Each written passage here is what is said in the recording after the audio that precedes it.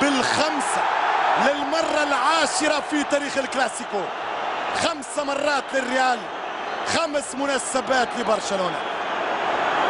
والورقة الحمراء اللي قلت لكم جاية حمراء على راموس، إقصاء لسيرجيو وتوتر الأجواء.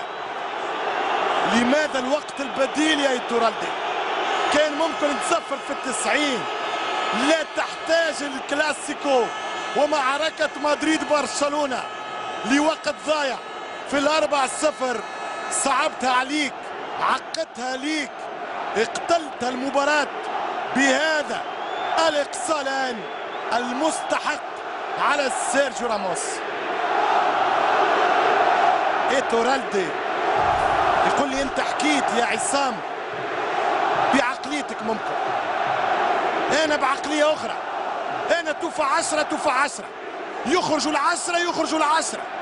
صحيح يا إيتورالدي، بعيدا عن المحاباة، بعيدا عن الحسابات، آخرها كلمات. 5 بارسا 0 مدريد. صدارة للبارسا في ليلة حقق فيها البارسا أكثر من عصفور بضربة واحدة، بضربة